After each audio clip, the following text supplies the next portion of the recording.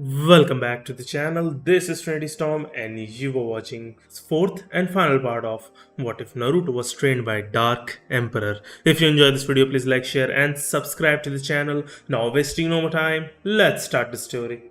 It had been 3 long years since Naruto helped destroy the leaf, Orochimaru, and make the Mist Village the power that the Shinobi Village was always meant to be. During that time, Naruto had spent a lot of time and energy putting the new forces from the leaf, which had been destroyed, into the mist. This was a very tiring process. Not everyone who was taken from Konoha wanted to move to the village that was responsible for destroying their home. Naruto knew that would happen because people were always stubborn and loved where they lived even if it wasn't the best place. To get them to see things from his point of view, he had to use all the skills he had learned from the emperor. How the people who ran the village poisoned the leaf, giving several examples like how the late Uchiha Sasuke got what he wanted while other people from other clans were denied the same thing, and how they treated several people badly for things that weren't their fault. Again, Naruto used his own situation and the fact that Mitarashi Anko was no longer bound by her curse seal because Orochimaru had died as examples. It wasn't easy for him to get the former Hyuga branch family on his side, since he had freed them from their cage bird seals and set up the Hyuga clan in Mist with the condition that the cage bird seal would never be used again. The branch family didn't have a problem with that, but they were worried about who would be the clan head. They were afraid that one of Hieshi's daughters would take the job. Hinata was horrified when she was younger and saw the cage bird seal used on a branch member. She told her family that their clan would never go back to such barbaric times. Hanabi was the same way, even though she followed her late father's ways just to stay away from the cage bird seal, but she was against using the seal and wanted the family to be whole again. Now that that was taken care of, Naruto turned his attention to the Inuzuka clan and the Aburame clan. He knew that if they supported being in Mist, it would have a big impact on the people of Konoha who were still on the fence about joining another village.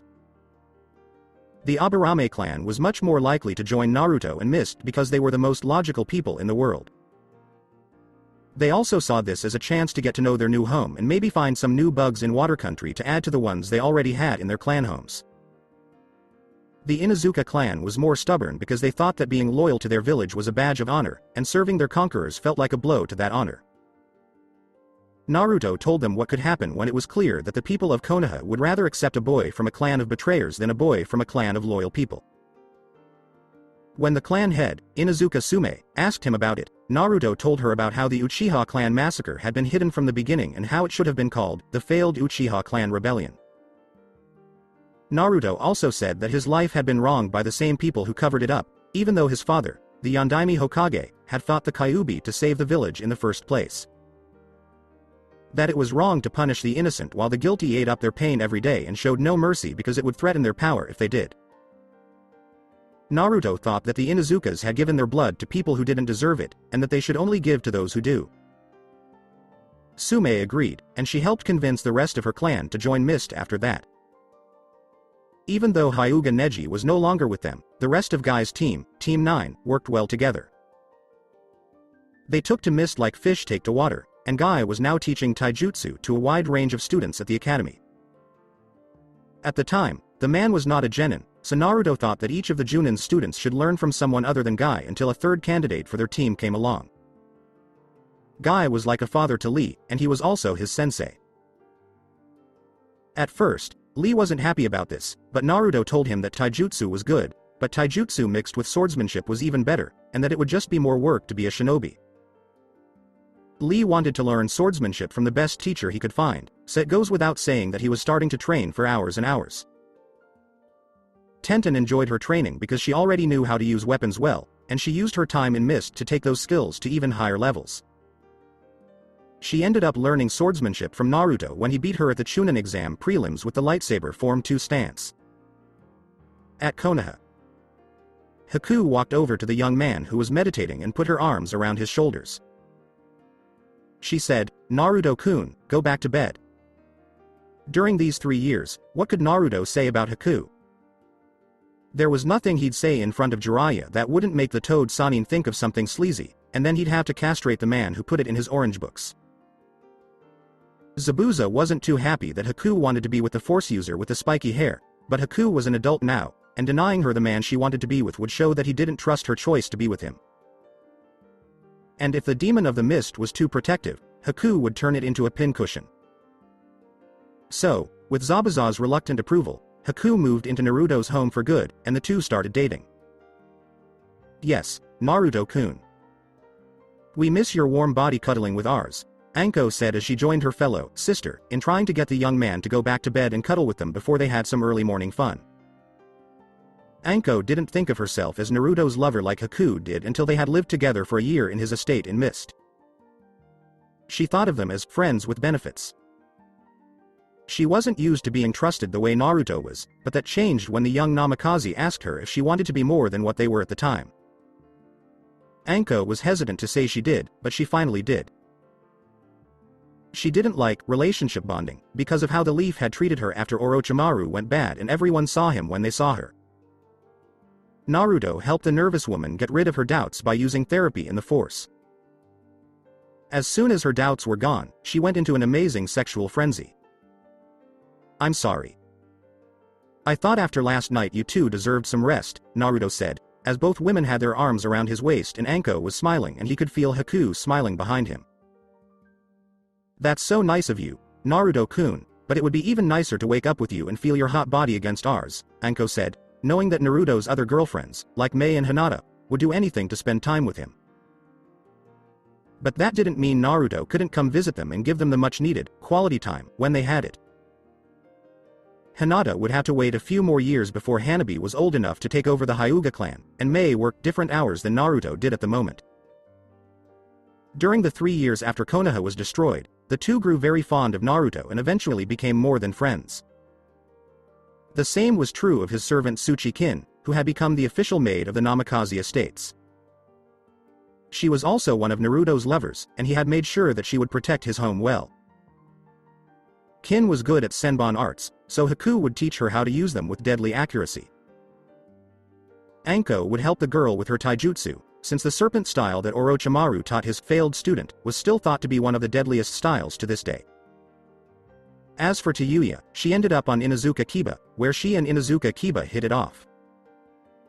They had a strange love-hate relationship that led to them becoming lovers, but it wasn't clear who was the alpha. Inuzuka Sume liked her because the red-haired girl was scary enough to keep Kiba in line, but the young man was also able to keep Tayuya from being too vocal. When Naruto went to work, he also had to take care of business. He had to help Kimimaro deal with women and find possible wives to help bring his clan back to its former glory. It wasn't easy, especially since Kimimaro knew more about fighting than about women, and Jiraiya didn't help by trying to corrupt him with his damn orange book of smut. The albino Kagaya had already found a possible future wife in Kumo's own Karui of Team Samui, and Naruto could tell by using the Force that the two would be happy as a family. Another possibility was Tsunade's own assistant, Shizune, who had met Kimimaro several times for medical checkups that Naruto insisted he and all members of his clan take to be safe from the lung disease that the Kagaya clan had in the past. Tsunade didn't like it when Kimimaro was with Shizune, but it was clear that the two had a connection, so Naruto suggested they keep an eye on it. Tsunade still vowed to crush Kimimaro's balls if he broke Shizune's heart, but he did not change his mind. The next woman Naruto thought about was Inuzuka Hana. He thought she would be great for a man like Kimimaro, and he was right when he met her while she was walking her dogs in a park. Kimimaro made 3 bones come out of his body so that each dog could have one to chew on. Hana fell in love with the man right away, and the woman's mother gave her permission after she saw him fight the Inuzuka clan head to prove his worth. I'll try to remember that, Naruto said to the woman with a smile. He then kissed her and turned his head to kiss Haku.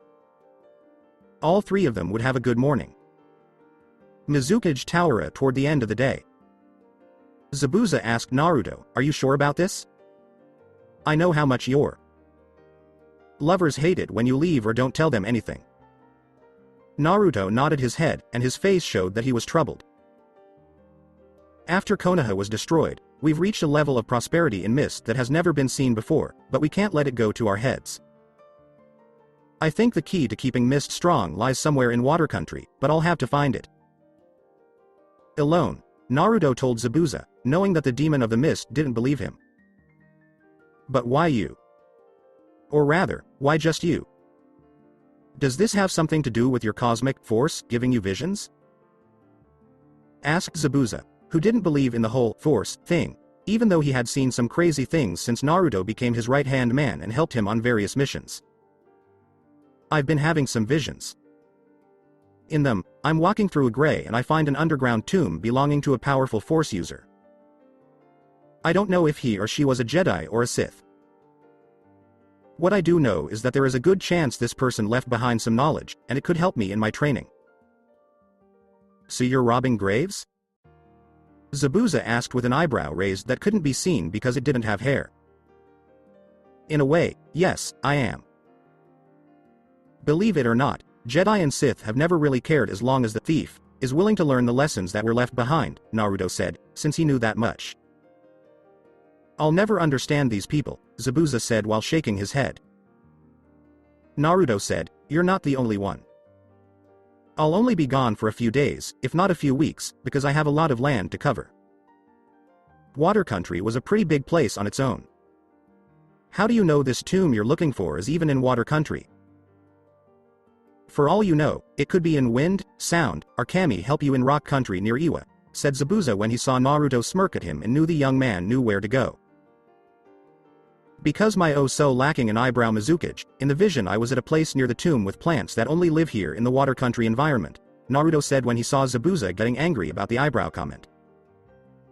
Don't mention my eyebrows, Zabuza growled. I didn't say that. I said that you didn't have eyebrows. Big difference, Naruto said before Zabuza's sword cut off his head and the boy went, poof, to show that he was a shadow clone.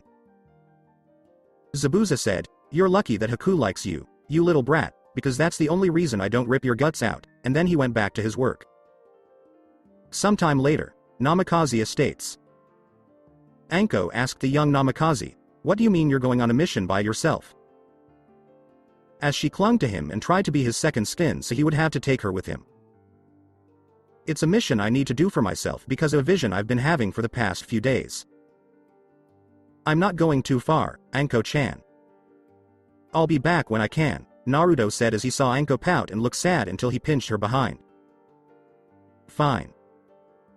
But when you get back, you have to stay home with us and only get out of that bed to eat or take a shower, Anko said, poking him in the chest. He just smiled at her. Naruto gave Anko a kiss and said, I'm looking forward to it, before going to his room to get his supplies. This is more serious than you make it seem, said Haku, who always knew how to read him better than any of his other lovers. He nodded his head. Remember how I told you about the Emperor and how he used the Force to see visions of the future? He also taught me a more advanced version that not even the Jedi know and how to see what happens after events we see depending on the situation. If I don't go to this place, I see mist slowly falling apart again and a shadowy figure looming over the village, swallowing it in darkness with the moon being eclipsed over the world in a single eye looking at the world. Haku asked him, what did the eye look like? When he saw him frowning and looking confused at the vision. It was like the Sharingan, but different. It was the Sharingan, but it wasn't. It was like the Sharingan and another eye-based bloodline coming together to make something much stronger than either one alone, Naruto said as he saw Haku hug him. Do you think it could be the rogue Uchiha Itachi you saw with your eye? Haku asked.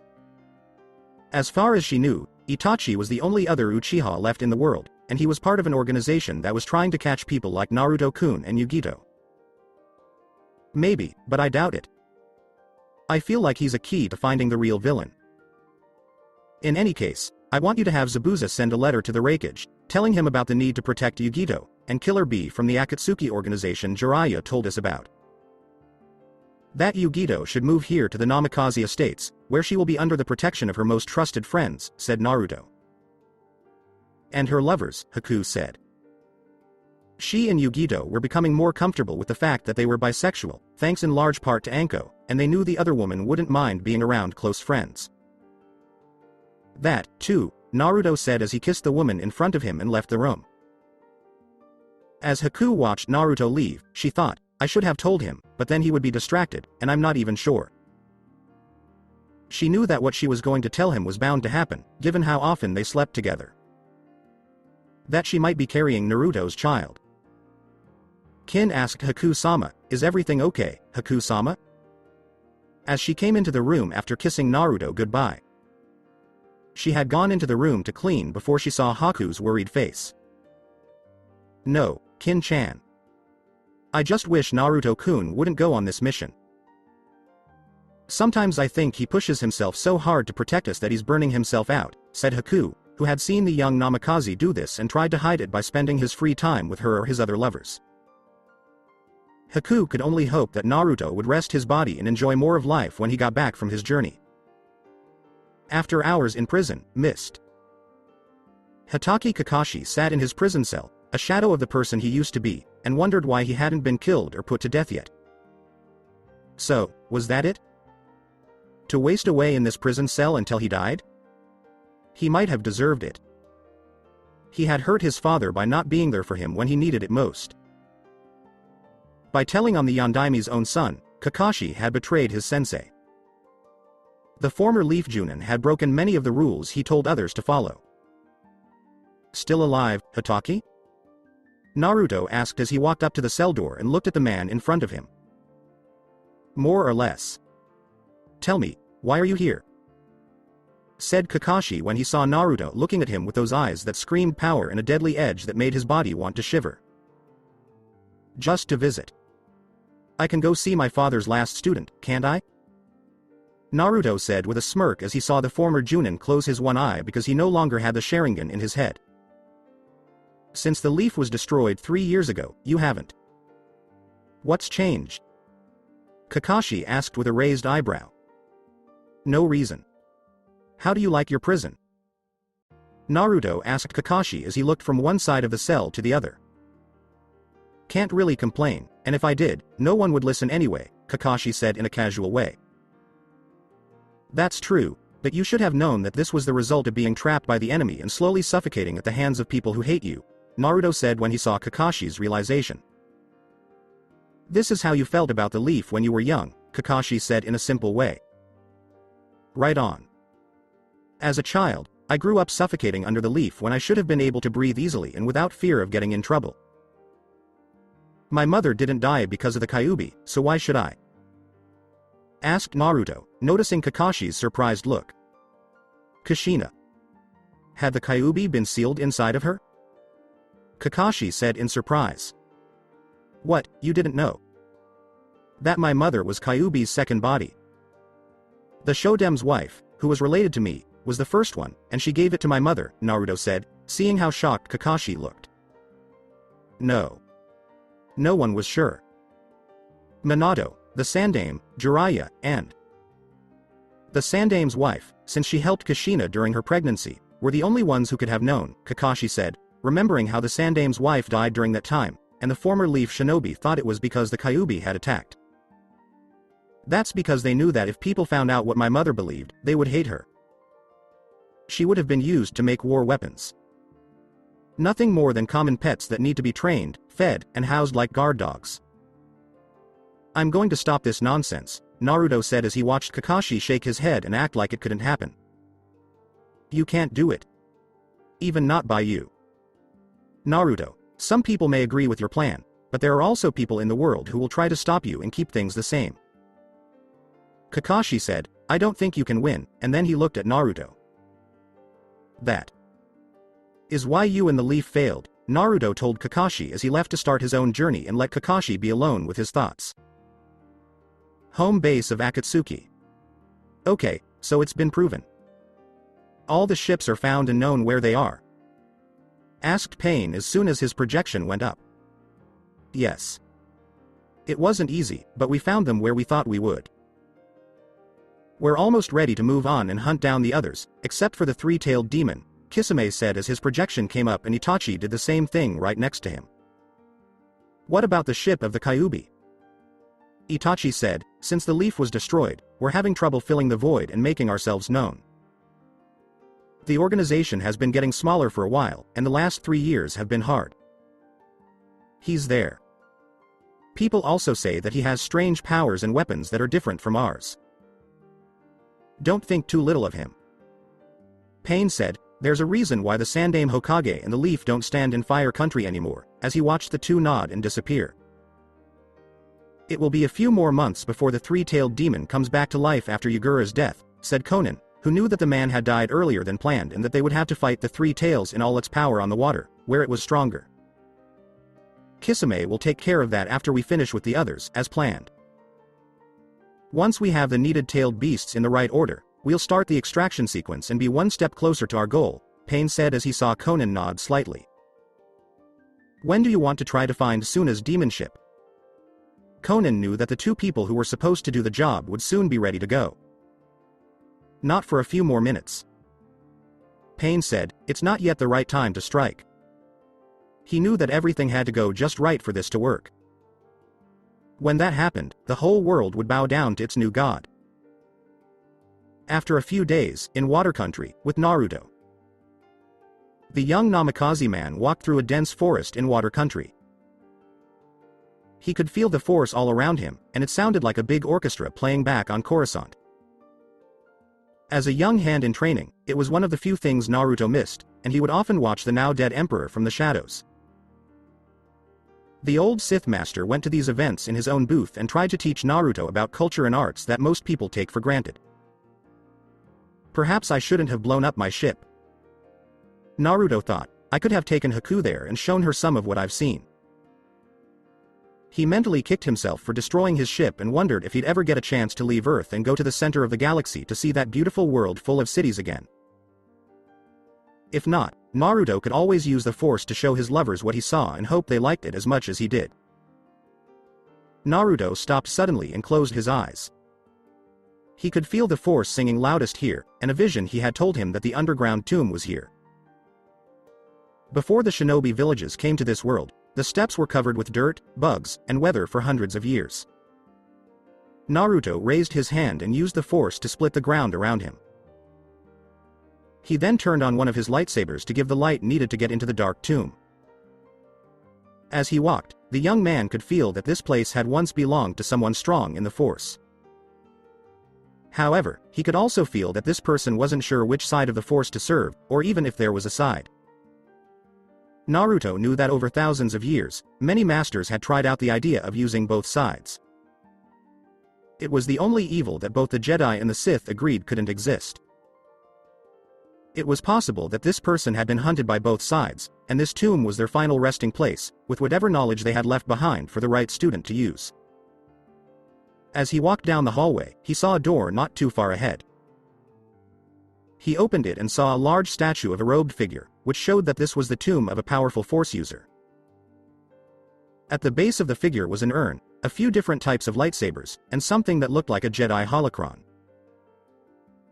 When he held the object in his hand, the cube lit up white and then showed the image of the person who made it. He was surprised to see who had made this piece of knowledge. Darth Revan did it. But the person in this form was not a Sith. Instead, they were dressed as Jedi and didn't seem to be affected by the dark side. Hello, youngster. I'm Jedi Master Revan, Revan said with a smile to the young man who looked shocked. Greetings, Master Revan.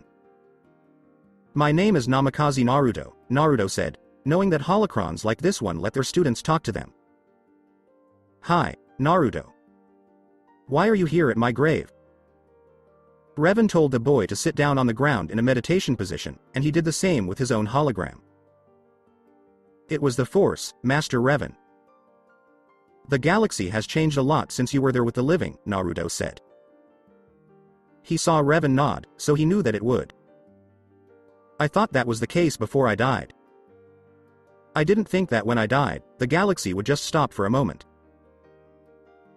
Revan said, since you were wearing crimson robes that are neither Jedi nor Sith, I assume a lot has changed since I died, and you were very surprised to find this Jedi holocron on a world like this. Naruto nodded, and Revan said, it looks like a lot has happened since I died. That's possible. It was said that you made another holocron for the ways of the Sith a long time ago, so I'm surprised to see a Jedi version of you here in this tomb, Naruto said when he saw Revan put his hand to his chin like he was thinking. I might have made something else for the Sith. From what I can remember of my life since I put my mind on this holocron, I forgot about the time when I became a Sith and left known space to live away from the Republic. After I left for the Outer Rim near the unknown regions, I came to this world to rediscover myself in the Force and find a new place in the galaxy. After helping people for many years and getting old in the process, I finally realized that the galaxy didn't need me as much anymore. I prepared for my inevitable death by leaving this holocron as my only legacy for someone like you to find, Revan said when he saw Naruto nod in understanding. You didn't go out with anyone? Don't you want your own children? Naruto was shocked that someone like Revan would do something like that, he said. Naruto, I couldn't really settle down here the way you did. Just because the woman I loved would not have known what I was and would have been scared to find out I wasn't from this world. Revan said, even if I had children, this world wouldn't be able to handle them because their powers would attract the attention of those who want to abuse them. When he was on this world, the people had stopped a bloodline-based legacy, and he saw Naruto thinking about it. Since you've been around, things have really changed. That's no longer true because this world uses chakra and fights the nine-tailed demons that used to roam the world, Naruto said before telling Revan what he meant. Revan was impressed by how the world had changed. That is really cool. But we're getting away from the real reason you're here, young one. Now, tell me what you're looking for and why. When Revan saw Naruto's sad face, he started to tell the Holocron Project Jedi Master everything the Force was telling him about the future. I don't want this power because I'm greedy. I need it to protect the people I care about from something as cruel as the Sith. I need to learn how to use the Force to be both offensive and defensive when the time calls for it, Naruto said as he saw Revan look away for a second and then back at him. When I fought for the Republic, I tried to be noble like the Jedi kept telling us to be. When the Mandalorians started their war, I fought for the galactic government. The Jedi Council told us to wait, to not be in a hurry, and to see what the future had in store for us. When they told us to wait, I looked at battle reports, counted the number of casualties, and heard the cries for help through the Force, but the Jedi on the Council chose to ignore them. When I fought the Mandalorians, I fought for the Republic with everything I had and didn't care what the Jedi Council thought of me. In the end, we beat our enemy, but the Republic and the Jedi Council pretty much blamed us for becoming Sith because we kept fighting and gave in to our bloodlust. Even though some of us had definitely turned to the dark side, they were not willing to betray me and just go to war, even though the dark side was in their bodies. They were more loyal to me than to the dark side, but they would have changed if the Jedi hadn't tried a preemptive strike with the fleet they had, which started the Jedi Civil War, Revan said. He went on to say that the galaxy suffered a lot because of that, and that the Jedi Master became a Sith after accepting the Jedi's betrayal with his own army of battle-hardened soldiers fighting for him. How is this related to my problem? I don't know why Revan told me this, Naruto said. No, it doesn't. I'm just telling you this, Naruto, because it's important to know that just because you fight for the right reasons doesn't mean the results will be what you want. Be careful with what you do. I learned that from the different masters who taught me when I was just starting out as a Jedi. I teach this to new Jedi because it's a key part of any battle. Every choice you make has long-term effects that are felt throughout the Force and by those who see what you do in life. They will each look at things from their own point of view and judge you based on how they were taught to think, which might be different from yours. When making such important decisions, you need to look at things from both sides and then decide which path is the best one while dealing with your own conscience. I can tell from the way you look at me that some people have made bad choices that they thought were the best at the time, Revan said when he saw the young man nod his head. Yeah, you could say that, Naruto said when he saw the Jedi Master looking at him with kind eyes. You have a lot to learn yet, young one. Revan said to the young Namikaze, you have power, but you don't have the knowledge to take it to the level it was meant to be and use it to its fullest potential. The young Namikaze agreed. Do you want to teach me? I've worked with holocrons before, and I know that the training is completely up to you, Naruto told the Jedi Master when he saw him nod his head. The Master will come to teach when the student is ready. I am the Master, and you are my student. You will only learn what I teach you until I think you are ready to learn something else. You get it? Revan said when he saw Naruto nod and look serious. Yes, Lord Revan. I humbly accept to be your apprentice, Naruto said to the Jedi Master on the holocron as he bowed his head. Good. Your training starts now. Revan said as he began to teach Naruto everything he knew. He would be a tough taskmaster, that was for sure. Revan would soon show Naruto why people thought he was one of the best Jedi Masters in the whole galaxy. People who were close to Naruto were very worried because they hadn't seen him in a while. The Akatsuki told Jiraiya's spies that they didn't have him. A small favor for the women in his life who love the blonde Force user, but it didn't make things easier for them, and they even talked with Zabuza about how they should look for the Uzumaki. The Mizukage said no because he wanted to believe that the blonde would come back to Mist healthy and smarter than when he left for the lost tomb of knowledge that Naruto had told him about. Naruto, hurry up and come back soon. Zabuza was annoyed because Mei caught him again with Icha Icha Paradise while a shadow clone did it. He was working on paperwork by himself at the time. Back to Haku, the man started to notice that the girl had changed, and he wondered what had happened to make her so sad. The other women in the Namikaze clan were keeping quiet about it, and if there was one thing the Demon of the Mist didn't want to fight, it was Moody Woman or her sister in the clan harem. Also, they were Naruto's problems, and Zabuza didn't feel sorry for the kid. Say the name of the devil, and Zabuza will appear, a hooded figure that turned out to be Naruto whispered from the shadows. This almost gave the Mizukage a heart attack. Ah. Gaki, damn it, don't do that. Zabuza yelled at Naruto while getting in his face and acting angry. Behind the red hood, Naruto said with a smirk, you should pay more attention to what's going on around you. I take it your mission was a success? Zabuza asked as he sank into his chair. Naruto walked over to his desk and showed him the small square Jedi holocron of Jedi Master Revan. Yes, and even more.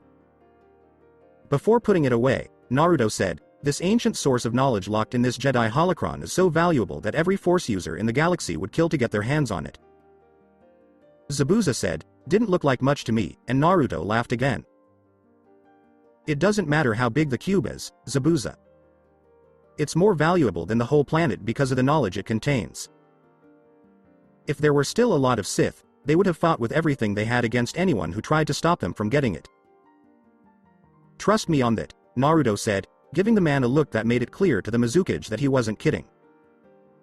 I believe in you, Naruto. Since I first met you a few years ago until now, I've seen enough of you to know not to doubt what you say, Zabuza said, before the sound of a stampede coming from outside the room and heading towards them. When the door opened, Naruto and Zabuza saw all of Naruto's girlfriends come in. It had been weeks since they had seen their boyfriend, so they jumped on him right away. The Mizukage thought it was funny that Naruto stumbled a bit while a big group of women were on him kissing his face, touching his body, and whispering all kinds of things into his ear. Was Zabuza coveting? Yes, man. Was he going to tell them something? No. Not unless he wanted to risk getting in trouble with the women who wanted time with their man because he talked too much. Girls, I've missed you. I'm sorry it took so long to get back, Naruto said, and he helped everyone put their feet down gently while they were still hugging her. Why did you leave for such a long time? Do you know how hard it is for me to orgasm with toys after having your thing in my body and getting spoiled? Anko asked as she poked Naruto's chest. Zabuza was now blushing and bleeding from his nose. Sorry, Anko, but I have never used anything like that, and I never will. But that doesn't mean I haven't longed for your touch, Anko, or any of yours, my Heims, Naruto said. They all gasped at his words and hugged him, pressing his head into the sea of breasts in front of him. At this point, Zabuza had passed out from losing too much blood and was buried under a pile of papers. It stung. Shall we go home? Mei's voice came into his ear and said, you need to rest, Naruto-kun. Naruto shivered as he thought about what was going to happen when he got home. Hinata said, also, Haku-chan has something important to tell you, and Naruto raised an eyebrow at her. You sure? What? Naruto asked as he looked at the red-faced woman. I'm pregnant. Haku said with joy, and Naruto looked at her in shock before he smiled. Naruto whispered, "I'm going to be a father," but his face showed he was happy and excited about the news. "Yes," said Haku, who could see out of the corner of her eye that Zabuza was struggling to get out from under a pile of papers so he could yell at the blonde for getting pregnant the girl he thought of as his daughter. "Today is a great day to be lucky in so many ways," Naruto said before giving Haku a passionate kiss on the lips. Hey, hey. Anko said, "Save it for when we're at home and away from the angry surrogate father-in-law you have for a Mizukage." Zabuza had just gotten out from under a pile of papers that seemed to be trying to eat him alive, and the demon of the mist was looking to take out his protective fatherly anger on Naruto for making him a grandfather. Grandfather by proxy, but still a grandfather. He didn't feel old enough to be that old at that point in his life. "You got her pregnant," Zabuza yelled as he held his sword ready to swing. "Knocked up is a horrible word. I was thinking about how we could make a baby by making love. Do you all agree that it sounds more natural and pleasant?" asked Naruto. The women around him nodded. "Much better than the words Zabuza used," said Mei, wishing she were in Haku's place. "Well, you won't be able to make love to her or anyone else after I cut off your male pride," said Zabuza before swinging his sword at Naruto. Naruto used the force to stop the sword from hitting his male pride. "Now you're just being stupid," Naruto said. He then used the force to take Zabuza's sword out of the man's hand and throw it out the window. "No. What is it? Stay where you are so I can hurt you when I get back," Zabuza yelled as he jumped out the window, and everyone in the room could only sweat. Zabuza still has a lot to learn. "Does anyone want to hear what he has to say?" Naruto asked, raising an eyebrow. "No," said his lovely ladies. "Neither do I.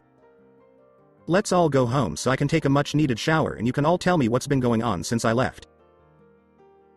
"No, Anko, you can't come into the shower with me." "You too, Mei," Naruto said, as Anko snapped her fingers and Mei pouted while the red-haired woman made a whining sound. The woman with red hair really wanted to have fun with Naruto. Sometime later, Namikaze Estates. Naruto sighed as he meditated in the gardens. The peace and quiet helped him concentrate on channeling the force. After spending many days in bed with his family's beautiful women, Naruto finally got up, took a bath, ate, and got to work on his studies the way Master Revan had taught him. When it came to teaching powers, force knowledge, and lightsaber moves that hadn't been seen in a long time, the Jedi Master was very strict. Revan needed to learn how to do more than one thing at once, so Naruto showed him the power of chakra and how he could make shadow clones. Revan was happy about this, but he was surprised to see chakra. He wondered if the force was just changing or even becoming something else. It didn't matter, though, because the blonde could use each one on its own to help him fight the Akatsuki when they came for him. In fact, Naruto was wondering if he should offer Zabuza a radical solution to this problem and just add new things to this world to make it more interesting. And by new things, Naruto meant bringing the elemental countries to the attention of the New Republic, if not the whole galaxy. Naruto knew that bringing Zabuza, Haku, and the others, as well as the rest of the world, to the galaxy above would be a scary thing. Every country would be vying to be the most technologically advanced so they could rule the world and use their newfound power to grow and get better. Before any kind of galactic government like the Republic or even the Empire, if it were still around, could show up on this planet, there would be a new all-out war. There was also the matter of Jedi Master Revan's holocron, which he kept even though he knew that the Jedi Order could use it better. During his training with Revan, Naruto used the Force to look back at the galaxy he had left to go back to his planet and see what had happened since the Emperor had died. As expected, Darth Vader had left the Sith Order, and the dark side influence of his late master had left him. Also, it was clear that Vader had found the information Naruto had been working on in secret to heal the man's injuries from years ago. The man was no longer seen as half a man because of his condition. Now Vader was healthy, his skin was healed, and his face was no longer pale. He was with his son after sending agents to Tatooine and keeping Obi-Wan Kenobi away from Luke so the former Sith Lord could see him in person. When Naruto looked through the Force at what had happened, he saw that Luke was surprised to see Vader, who was now calling himself Anakin Skywalker again. He also saw that the reunion was, for the most part, a happy one. The Lars didn't seem too happy to see Anakin, and Owen Lars tried to scare him away but failed. Not surprising, since Anakin Skywalker was a hero during the Clone Wars, fought in many battles behind enemy lines, was in life-threatening situations, and came close to dying more than once. A farmer with an old blaster rifle wouldn't be able to do much against a Force user who could crush your windpipe with a single hand movement. As things went on, Anakin used the Force to crush the blaster rifle instead of his stepbrother's throat. He kept talking to Luke. The boy wanted to know what had happened to his father, so Anakin told him the truth, even though he knew it would hurt Luke to know that he used to be Darth Vader. Luke, on the other hand, was shocked and horrified to hear about that part of his father's life. How could you not be? Still, the boy had his mother's ability to forgive and love.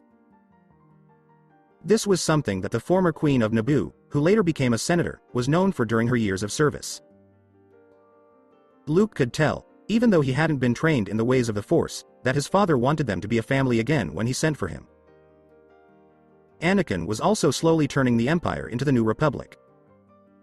He did this to honor his late wife and bring back the democracy she loved so much. He even cleared the Jedi of all the false charges that had been brought against them. He also told the truth about the late Emperor being a Sith Lord and how he had planned things to bring down the Republic and start the Empire by starting the Clone Wars. Not to mention that they could use the war to get the parts they needed to fix the Death Star's super laser, which Anakin had turned off. The plans for the space station had been destroyed, and the feared super laser was broken and couldn't be fixed. As things were, Anakin Skywalker was putting the galaxy back together the way it should have been, and he wanted his son to join him by becoming a Jedi. Owen said that Luke should stay on the desert planet and become a moisture farmer like himself, but Naruto smiled when he saw Luke accept the offer. At this point, Obi-Wan Kenobi had arrived after getting past Anakin's agents. He realized it was too late to stop the two from meeting, and the older Jedi wondered how things would go between them now. A former master and a former student were looking at each other. Not since that time so many years ago did they meet again, and Kenobi's mind kept going back to the time when Anakin was almost burned to death. Even though it was clear that Anakin didn't like his old master, Kenobi, he told him to leave his family alone. To live in exile on this planet or to do something else with his life. Anakin didn't care as long as the man didn't try to get his son to hate him because of what he used to be. Obi-Wan was surprised because he thought Anakin might try to get back at him by using the fact that he was healthy again. Still, Naruto was disappointed in Obi-Wan when the Jedi Master pulled out his lightsaber and got ready to fight with his old student to save Luke from his father's dark influence. The older man was surprised that the boy stood by Anakin's side. Anakin had moved his son away from him in a sneaky way so that he could get his lightsaber out and get ready to fight his old Jedi Master again. Luke had asked Obi-Wan to stop this nonsense, but the old Jedi wouldn't listen. Two warriors fought on the Lars homestead's sandy battlefield. Most people were surprised that Anakin wasn't the one who started the fight. Instead, Obi-Wan was the one who started it, and Anakin had several chances to kill him during their fight. When the former Jedi and former Sith Lord knocked the lightsaber away, putting his old Jedi Master at his mercy, was the first time they really stopped breathing.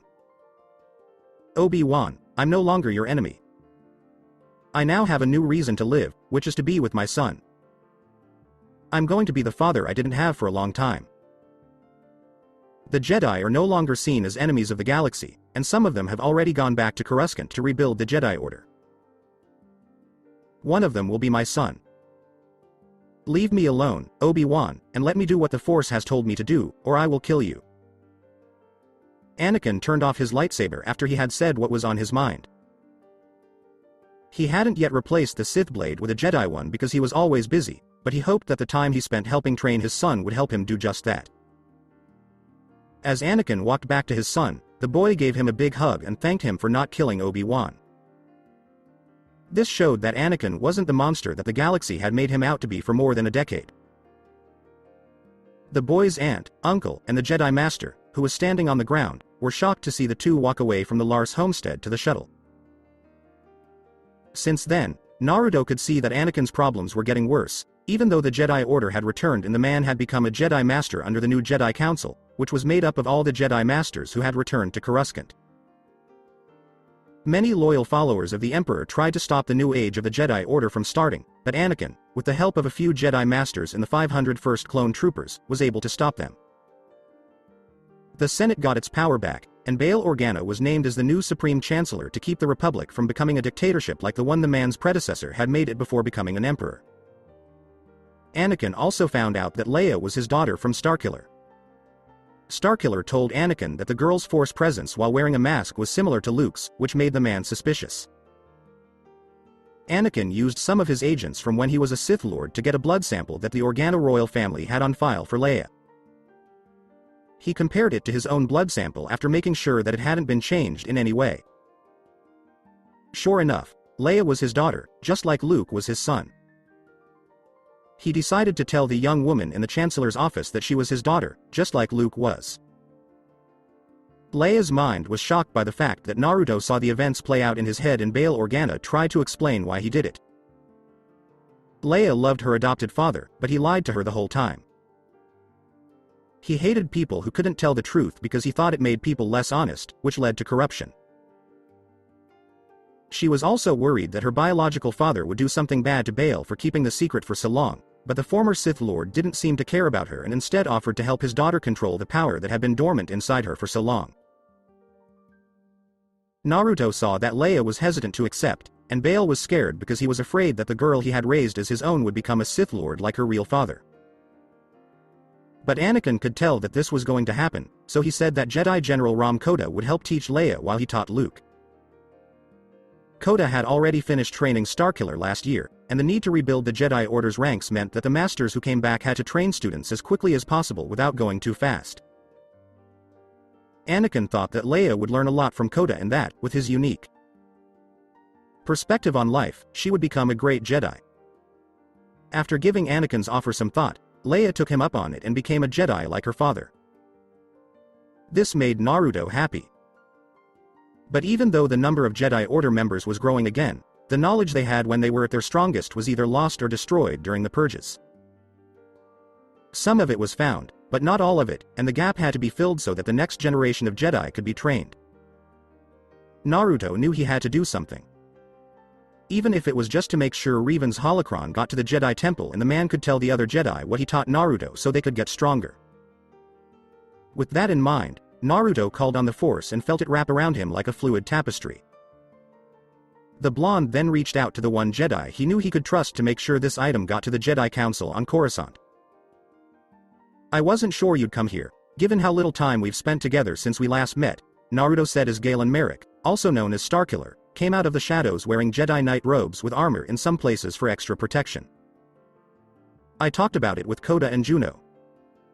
They thought this was too important to ignore. Not when the holocron you told me about is so important to the Jedi Order that it can't be replaced," Galen said, and Naruto laughed at him as he stood up to face him. Naruto asked Galen in a calm voice, "How is Juno?" Galen smiled at him. "She's glad to be a part of something again that she can believe in." After what happened with Vader calling her a traitor to the Empire and what happened on the Death Star, Galen said, and Naruto nodded. "Yes, I get it. I didn't like the idea that they would use you in that way. I bet you were also surprised by how strong Anakin was once he was fully healed," Naruto said, and Galen nodded. "Yeah." Galen exclaimed, "I thought he was strong when he was wearing that armor, but now he's just incredible." Naruto nodded in agreement. "Yeah. Anakin Skywalker is a unique person. So I think he and the other Jedi Masters will like this," Naruto told Galen before showing him the Jedi holocron he was holding. Galen asked, "Is that?" He wasn't sure if it was the holocron of Jedi Master Revan. "Yes. I'm holding Jedi Master Revan's own Jedi holocron. Bring this treasure of Jedi treasures to where it belongs, which is Coruscant. Tell the Jedi Council about it. Let them soak up the man's wisdom and the knowledge he has gained over many years." This will help them connect to the Force even more. I think this holocron is the only way for the Jedi Order to get back to where it used to be in the galaxy, Naruto said as he gave Galen the holocron. You could have hidden this. Even got rid of it. How come you haven't? Galen said something, and the blonde laughed. Because that's not right. The Jedi are going to learn from what Revan knows. Doing anything else is wrong and goes against what the Force wants. The last time that happened, it was before you were born, and the Jedi fell to the dark side's power, Naruto said, sounding sad at the end. Galen frowned and said, I don't get it. When you get back, ask Anakin. He'll tell you what I mean, Naruto said, and the Jedi Knight nodded. Galen asked, what happened to your ship, if I may ask? Naruto smiled softly. I got rid of it. At the time, this world wasn't ready for technological advances that would destroy it. But now. I think things are different, Naruto said, and Galen thought for a moment. When I give this to Anakin, I'll ask for permission to come back, bring an extra ship, and help you with your problems on this planet, because I feel like something bad is about to happen here. Galen said, you will need my help, and Naruto smiled. I'm grateful. Please do come back if you can. When the time comes, I'd be honored to fight with you, Naruto said, and he and Galen shook hands before Galen left. Tower of Mizukage. So you asked your friends far away for help? Asked Zabuza when he heard what Naruto did, and the blonde's voice made a drop of sweat form in the back of his head. Why do you have to say such things? When you think about how they can crush things, move them gently or violently, and get into your mind to make you do things against your will. You should have a lot of respect for the Jedi Order, Naruto said, and Zabuza grumbled a little. Yeah, well, seeing is believing, so until these guys prove to me that they are hot shit, I'm not going to be impressed, said Zabuza, while Naruto smiled at him. The person who is coming back here is very strong. Believe me. When he gets there, you'll be impressed, Naruto said, knowing that Starkiller, or Galen Merrick, would make Zabuza pee his pants when he saw the Jedi Knight use his power against their enemies. When Naruto thought about Zabuza passing out when Galen Merrick brought a Victory-class Star Destroyer down from high orbit, he almost laughed out loud. Naruto waited at a training ground that was empty for Galen Merrick and his ship to arrive. He knew the man had just come into the system a short time ago. Zabuza, Jiraiya, Tsunade, Haku, Hinata, Shizune, Mei, Anko, and the rest of his wives, as well as the clan heads, were all waiting with him. They were all interested in meeting another human from beyond the stars who had the same powers as Naruto and was going to help fight the Akatsuki. Zabuza said, this guy better be good, but Mei and Haku pushed him because they didn't like it when he insulted their husband's friend, which indirectly insulted their husband. Naruto said, so little faith, Zabuza. You'd think you'd have some after seeing all I've done with my power, while Zabuza mumbled something. But the ship they were waiting for came soon enough, and Juno Eclipse landed the rogue shadow in all its glory. The people who were following Naruto gasped when they saw a technological marvel land right in front of them. The ship looked like a huge metal bird. When the ship's ramp opened, a single person with a hood over his face stepped out of the large ship. It looked like he was a man based on what could be seen from behind his dark robes. Once the figure got to the bottom of the ramp, he walked straight to Naruto and stopped just a few feet from the blonde Uzumaki. And just stood there, as if they were waiting for something, while the wind picked up a little and an invisible tension built up around them. Jiraiya asked, does anyone else feel twitchy? Tsunade nodded, since she knew the two were about to draw weapons. Anko said, I can almost feel the urge to pull out a kunai and get ready to attack. The others gave her a slight look. Mei asked Anko, who stuck her tongue out at him, are you always like that? The end of their conversation came when both Naruto and the robed figure made a snapping sound with their lightsabers. They started moving at crazy speeds and hitting each other, and just as the others were about to join in, the two people fighting turned off their weapons. And then they laughed and gave each other a quick hug. Galen, it's been a while. How are you? Naruto asked as his friend took off his hood and smiled at him. Galen said, good. How are things with you? You've gotten yourself into quite a situation on your world, which made Naruto grin. I am. There is a lot you don't know about this world, Galen. How is Anakin? I thought I sensed him earlier on your ship, Naruto asked, just as another robed figure descended from the ship and revealed himself to be Anakin Skywalker. Anakin said, "Hello, Naruto. It's been a while since we last saw each other." Naruto nodded in agreement. Yes. The last time we met, you were an injured Sith Lord thinking about his future, and I was the former hand of the Emperor, who was responsible for his sudden death, Naruto said, while Anakin smiled at him. Yes, but the last time you saw me, most of my body was burned. I was in that horrible life support suit, and I was badly hurt from fighting this one, said Anakin, pointing at Galen. Naruto nodded in agreement and pulled out a small cube-shaped device. Here is the Jedi holocron I promised. It contains the knowledge and wisdom of Jedi Master Revan. Make sure his teachings are shared with the other Jedi Masters on the Council, Naruto said. Anakin nodded and took the cube from his hands. This will go a long way toward helping the Jedi Order grow. Thank you, Naruto, said Anakin, as the Uzumaki smiled. Galen said, Juno is going to take Anakin back to Coruscant, and I'm going to stay here to help you with this problem with this group. Naruto laughed. Naruto said, the two of us working together against them? That's almost cruel, as Galen smiled. Galen said, almost, and Anakin shook his head. I'll check in on Galen and you a month after I return to Coruscant with the holocron, said Anakin as the two nodded. Naruto said, may the Force be with you, Master Skywalker, and he bowed a little. Anakin did the same. And you, Anakin said with a smirk, are Master Uzumaki. He then went to the ship. Master Uzumaki. I like the sound of that, Naruto said, while Galen shook his head. Galen said, try not to get a big head about it, and Naruto laughed. Who? Me?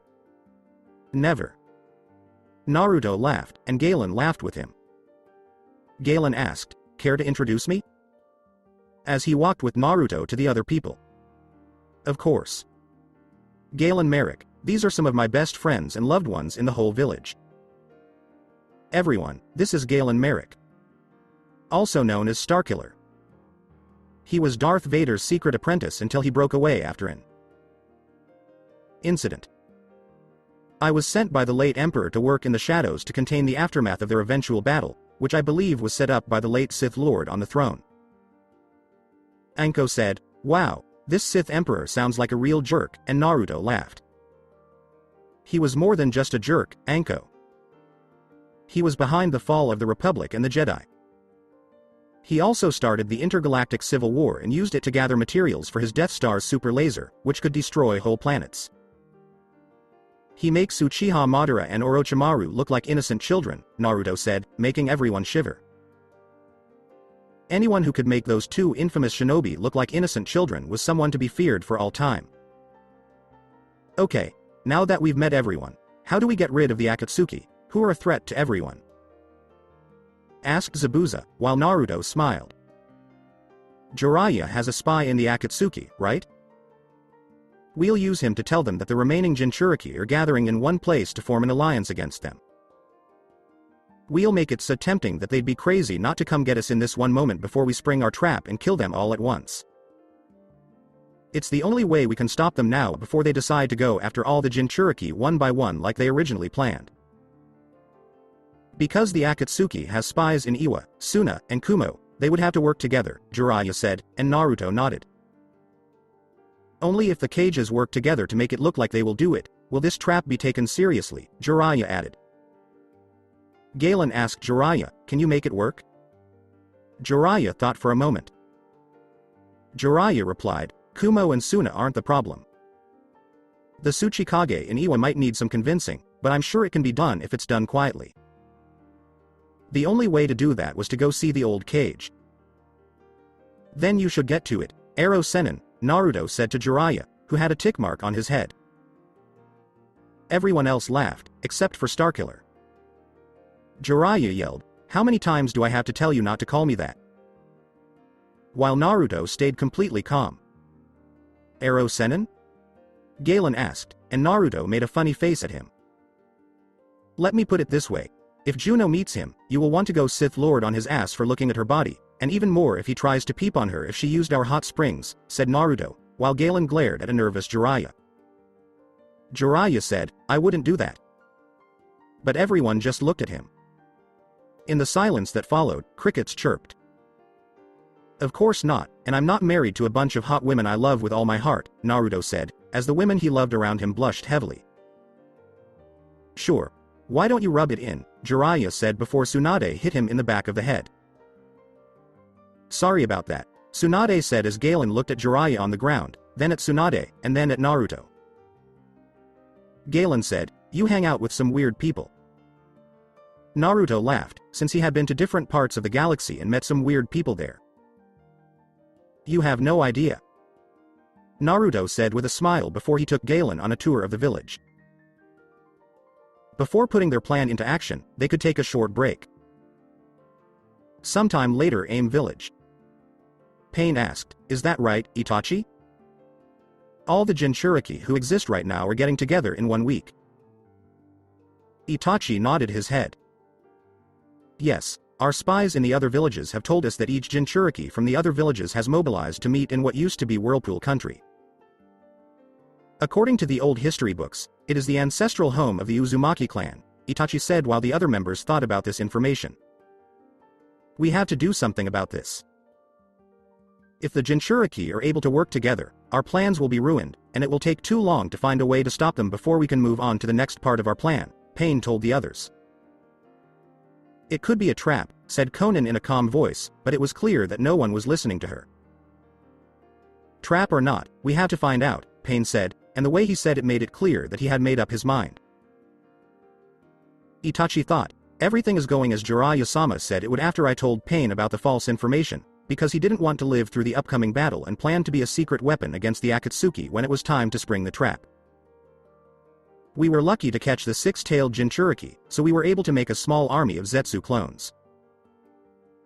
We shouldn't waste this chance to use them to get the other Jinchuriki while using the clones in combination with us all fighting the Jinchuriki when the time comes, Pain said, knowing that the Zetsu clones would go a long way toward capturing the others. Soon, I'll have what I need to make the Jubi. Obito thought behind his orange swirl mask, even if it's a trap, the rest of the Jinchuriki won't be able to stop us because we have the power to destroy every Biju inside them. 1 week after Whirlpool Country. They're here. Get ready, Naruto whispered to Galen and the others who were wearing robes that covered their bodies as they saw the Akatsuki and Zetsu's army of clones appear in front of them. So our information was right. The Jinchuriki have gathered for battle, Pain said as he looked at the Jinchuriki standing in front of him. Not quite Teme, Naruto said as he took off his outer robes, just like Galen, Jiraiya, Tsunade, Mei, Zabuza, Kimimaro Anko, Gaara, who was the case cage of Suna, Tamari, Kankuro, the Raikage, the Tsuchikage, and the hidden army of shinobi allies who were hiding with the power of the Force.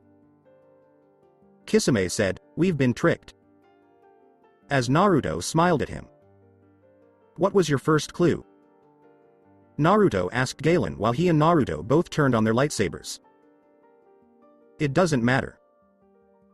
We have more than enough power to beat them, Pain said as he brought out his paths and the others brought out their own abilities. Naruto told Itachi through a mental link with the Force, it's time, Uchiha Itachi. Naruto saw Itachi nod slightly and draw his sword in silence.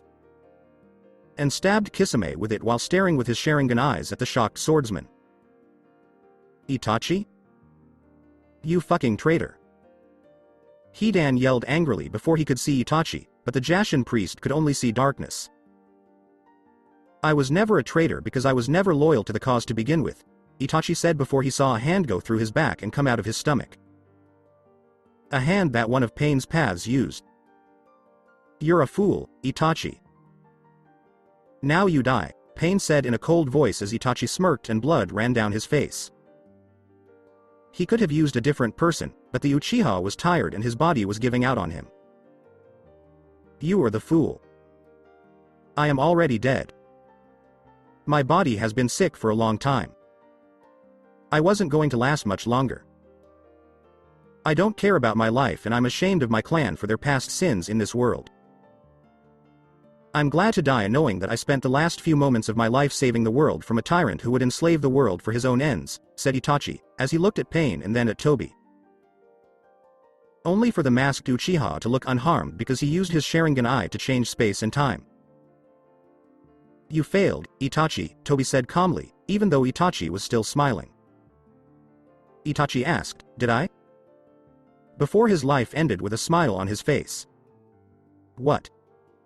Toby was thinking this when he saw something on the ground.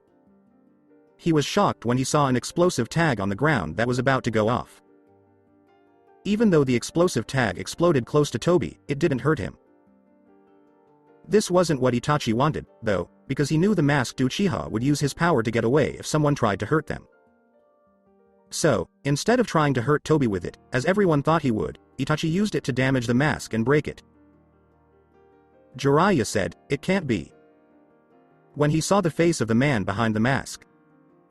Even though it had been a long time since he had seen him, he knew it right away. It was Obito Uchiha. The student of Jiraiya's student. Hello, Jiraiya, Obito answered with a frown. Galen asked as he carefully watched this person, do you know him? His name is Uchiha Obito, and when he was younger, he was a student of Naruto's father. During the Third Shinobi War, a boulder crushed half of his body, and Kakashi and Rin said he was dead, Jiraiya said, while Obito smiled. I did die, or I was pretty close to it. You wouldn't believe what I went through to become what I am now. How much I suffered. How much I lost. Obito said, while Naruto scowled. How much did you suffer? How much did you lose? Would you mind telling us? Naruto asked Obito, who was frowning at him. Because of Kakashi, I lost half of my body and my old teammate Rin. Obito told Naruto, who was waiting for more. And that justifies everything you did to get us to this point? What you did to my parents to make the fox inside her attack. The sealing he was forced to do on me to keep him locked up and make my life miserable? All because of that? Naruto asked Obito, who was looking at him with a frown. You wouldn't understand, brat. I lost over half of my body and would have died if Madara hadn't saved me. I couldn't love Rin the way I wanted to, so I came to save her when she was in trouble and saw Kakashi kill her when I showed up to do what he said he would do in my place. Rin is all that matters to me, which is why I wanted to bring all the Biju together to form the Jubi and create a worldwide tease. We didn't agree to do that to make peace, Pain said with narrowed eyes. It's still peace. In my reality, there will be no wars, fights, pain, or suffering, which we both hate so much. In my reality, your body will be completely healed and you'll be able to move around like you were healthy. It will be a wonderful world where Rin can live again, smile again, and we can be together again, said Obito before Naruto started laughing at him. That's it?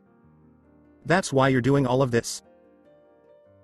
You've done all of these terrible things just because your former teammate, who you had a crush on, died, and now you want to bring her back by using an eternal Tsukuyomi? You are so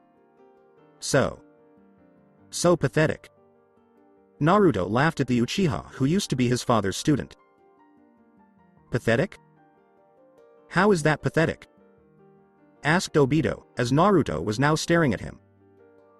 Think about it for 2 seconds, you dumb shit. You would be bringing back a fake Rin.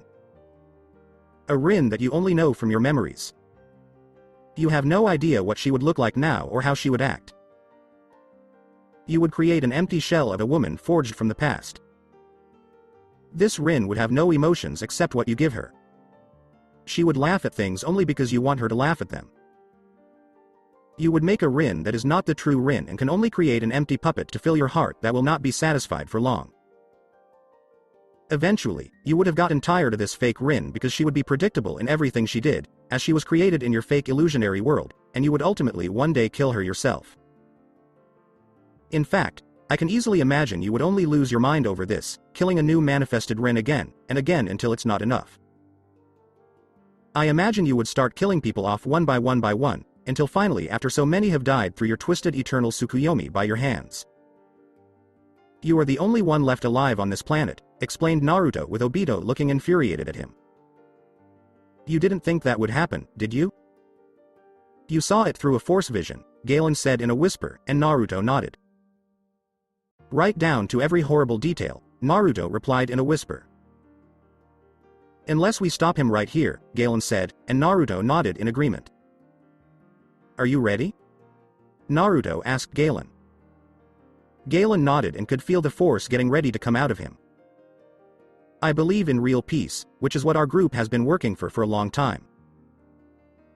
However, I will not serve a crazy man who will make everyone slaves and end all human life. Conan yelled, Die! As she threw sharp kunai-shaped projectiles at Obito. He laughed at her and used his Sharingan to disappear for a moment so that the projectiles would go right through him. Obito yelled, You go first. As he moved very quickly to get in front of Conan and grabbed her by the throat. Galen Merrick threw a blue lightsaber that was spinning vertically and cut through Obito's hand at the wrist. Galen said, That's no way to treat a lady, as he brought his lightsaber back to his hand and saw Obito looking at him with a murderous grin. Don't stand there like fools. Kill everyone. As Madara Uchiha's true heir, I order it. Obito said as the Zetsu and his clones moved forward. Kakuzu, Sasori, Deidara, Zetsu, and Pain also moved forward. Naruto said with a smile, It's time for the fun to start. As he and Galen charged forward to fight this army that was threatening their way of life. The two force users attacked the Zetsu clones, cutting through them one by one with their lightsabers and using their force powers to destroy the enemies around them. They loved every second of it. When they weren't fighting clones of Zetsu, the two were destroying puppets that Sasori sent their way and using the force to work as a team to defeat their enemies. Sasori frowned when he saw that his army of more than 100 puppets were being destroyed by the two force users and the shinobi who were fighting alongside them. When he saw these shinobi destroy his works of art and the Zetsu clones they had made to fight the Jinchuriki, he was furious. Only now, the Akatsuki was being overpowered, falling apart from the inside out, and fighting for their lives because a spy in their midst had trapped them. Even worse was that Conan had also turned against them, because she had refused to fight for Uchiha Obito and his plan to put a genjutsu on the whole world that would make him a god and end all wars on his terms. Kimimaro came out of nowhere from among his puppets, which had all been destroyed by the Kaguya in a brilliant display of violence worthy of his clan name, and cut the Suna puppet master's head clean off with a katana made from the Kaguya's body. Sasori made himself into a living puppet and hid himself inside another puppet to protect himself and sneak up on his prey. But as Sasori jumped over the slightly surprised Kaguya to hit his enemy's undefended back, sharp paper objects from Conan stabbed him in the back and front multiple times. One of the projectiles hit the puppet master in the heart, which kept him alive. Sasori whispered, You bitch, as he felt his life leaving him. He cursed Conan one last time before Suna's best puppet master died. Thank you for helping me, Kimimaro said as he fought off the Zetsu clones that were now crowding around him. Save your thanks for later, when this is all over. Conan told her as she kept fighting the clones of Zetsu and started to fight her way to Zetsu himself. Stubborn little jerks, said A as he ripped through clone after clone after clone, but they kept coming. Yugito asked, How did they make all of these? As she set a whole line of them on fire with Nibi's chakra and more kept coming. We used the chakra from the recently captured six-tailed Jinchuriki. He put up a good fight, Kakuzu said in an arrogant way as he walked up to her and saw her hiss at him like an angry cat. Yugito said, Bastard. And Kakuzu just shrugged off the insult. You should be thankful that we put an end to his pain. Your Jinchuriki friend was not thinking straight. He thought everyone was out to get him. Kept telling himself that people had betrayed him and that he was going to destroy the next village he walked into, Kakuzu said, while Yugito didn't let her glare go. Probably because of the mental trauma he went through when he was in Mist, said A, since he knew that some, if not all, Jinchuriki had been through bad things in the past and that not all of them came out of it with their minds in good shape. That didn't give you the right to kill him and use the Biju for your strange plans. He could have been saved or his mind could have been fixed, Yugito said, making Kakuzu smirk. Like that matters to me. All I care about is money, said Kakuzu, before he felt a shadow fall behind him and turned to see Killer Bee with his swords out and looking angry. You killed my brother and only care about making money. Number 8 is going to unleash his own hate, Bee rapped before he used his sword skills on the shocked Akatsuki member, cutting the oldest member of the Akatsuki into pieces. Usually I'd scold you for rapping, but given the situation, I'm letting you off the hook this one time, Bee said while Bee grinned at him, and the Raikage knew he'd never hear the end of it. While this was going on, Pain decided to go after his old sensei Jiraiya and the man's teammate Tsunade, with the Toad Sannin telling the Slug Sannin not to hold back. Pain just laughed as Jiraiya went into Sage mode and Tsunade tried to fight the Rinnegan user with her super strength. This has no point. I killed the man in aim who you could not beat. All 3 Sannin were stronger than Hanzo, and you were at your best when that fight happened.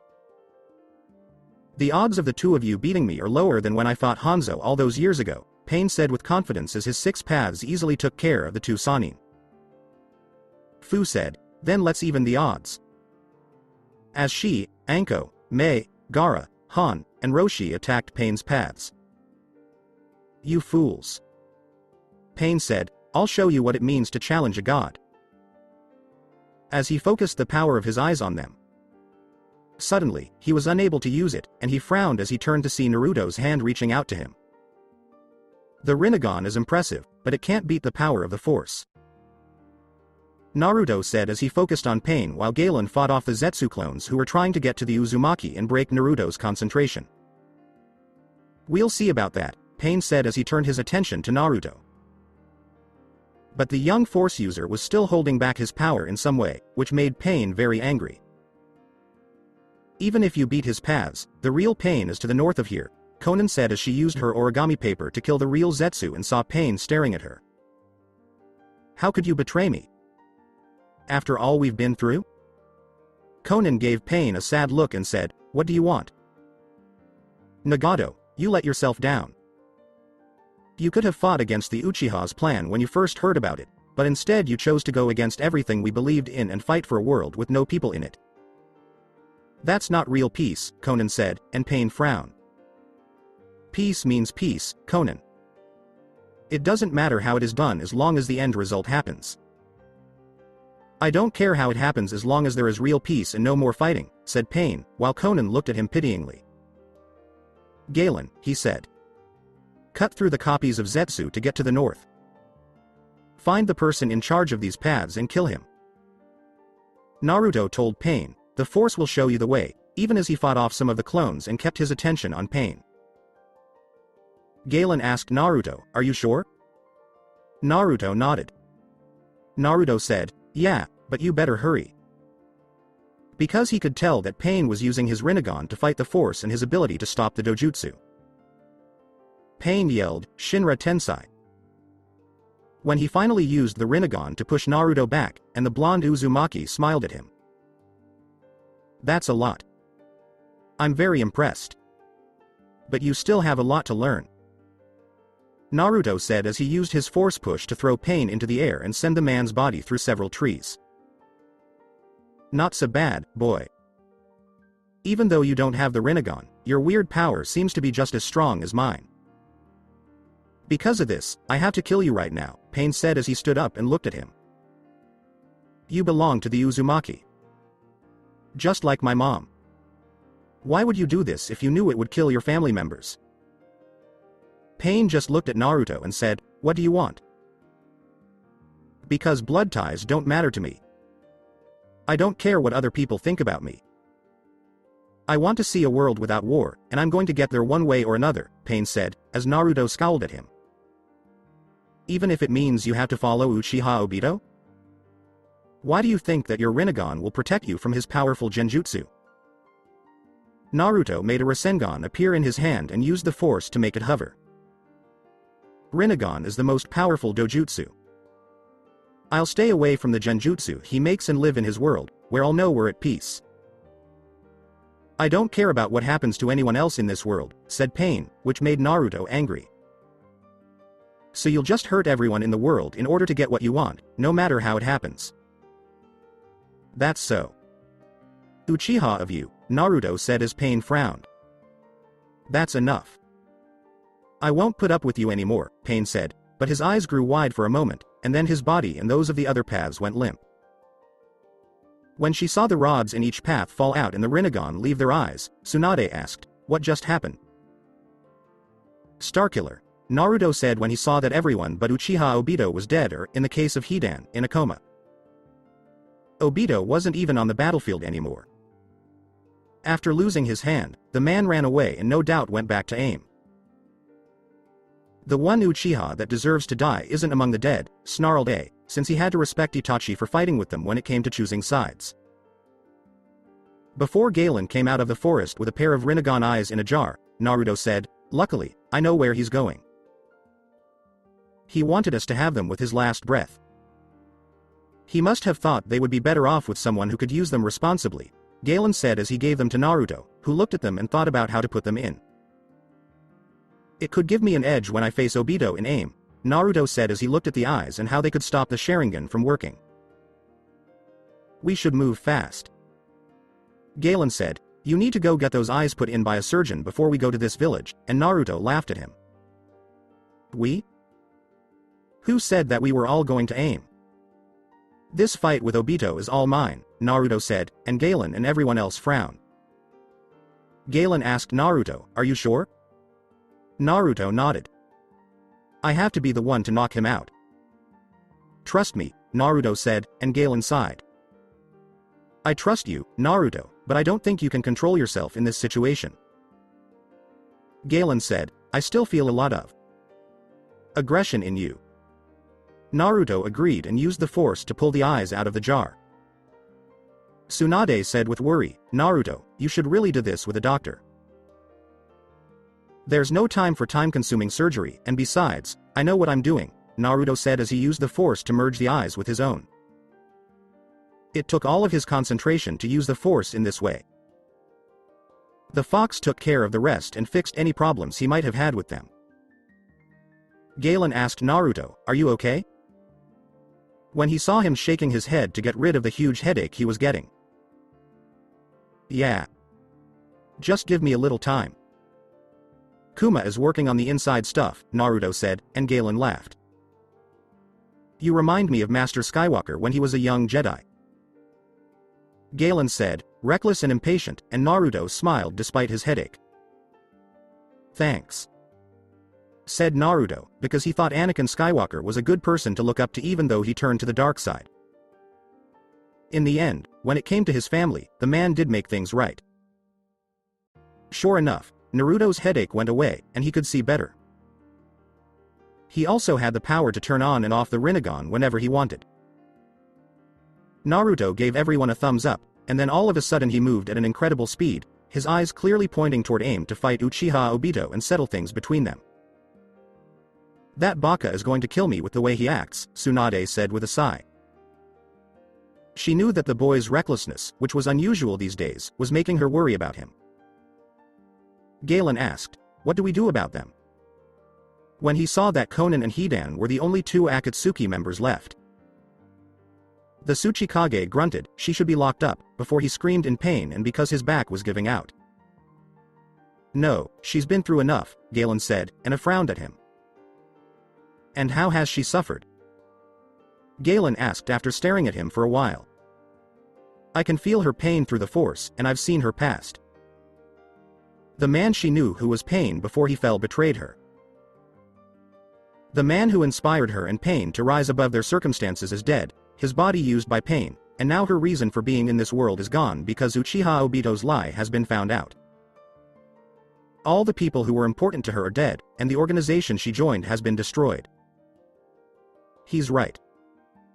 Everything she once believed about the Akatsuki is gone, and it's not like she can just go back to aim after everything that's happened. She only put up with it because of Yahiko and Nagato before everything went wrong. "Too many bad memories," Jiraiya said before walking over to the clearly depressed Conan. The Raikage asked, "What about the Jashin priest?" "We've heard that no matter what we do, he can't be killed. The man was in a coma. Uchiha Itachi clearly put him in some kind of genjutsu with his Sharingan that he can't get out of for a long time, if ever. Still, I say we behead him and then throw the head into the water while burning the body. There was a reason all the Jashin followers were killed off in the first place. They were into some weird voodoo, said Tsuchikage, and everyone nodded in agreement. Let me free the crazy priest's head, B rapped, while just groaned at him and watched the 8-tailed Jinchuriki cut off the head while Yugito burned the body. A said to Karui, remind me to hurt him when we get back to Kumo, and the woman nodded. Akatsuki headquarters under Amiya days later. Obito was furious as one of the pieces of an incomplete Zetsu clone was used to replace his lost hand, just like it had been before half of his body was crushed by that damn rock. The shinobi above in AIM had heard that Pain had died, which made him a martyr, and they blamed Naruto for it. Obito didn't care if that was true or not as long as everyone in AIM fought Naruto until the end. Naruto will lose to me, and soon his allies will do the same. Obito was mad at his lat sensei and his wife for having a son who was so strong. Life had gotten so bad. He tried to be kind and helpful. He always tried to be helpful, kind, caring, and supportive. Obito tried to deal with people laughing at him, Rin making fun of him, and Kakashi being better than him. He stuck to his principles, but when Rin died, no matter how it happened, all it got him was heartache. When she died, all of the rules that Uchiha Obito had lived by were broken. Why should Rin have to live in a world without her? Rin was the only important thing. Everyone else didn't matter. Rin was better than Kakashi, Minato, Kushina, the Uchiha clan, the Hyuga clan, and everyone else in the world. So what if he used his genjutsu to make them his slaves? So what if they didn't have a choice? Rin was the only important thing. She was his whole world, and if he couldn't be happy in a world with Rin in it, then no one else could either. He wanted to hurt Mist because of this, so he tried to be its mysterious third Mizukage while controlling his successor from the shadows.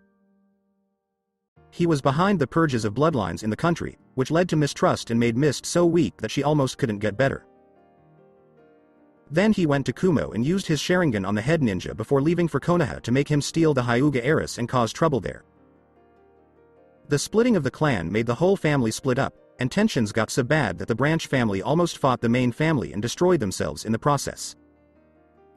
The Hyuga clan, however, was made of stronger stuff, so they didn't kill themselves. Then he went after the Uchiha clan. Tensions were high after the failed attack with Kyuubi, when Obito told everyone about the clan's connection to the fox, and when Uchiha Fugaku heard whispered words that led to the plan to overthrow the Sandaime. Obito knew from the start that this plan would fail, and that it would make Konoha so weak that they couldn't say they had the strength to easily fight off their enemies.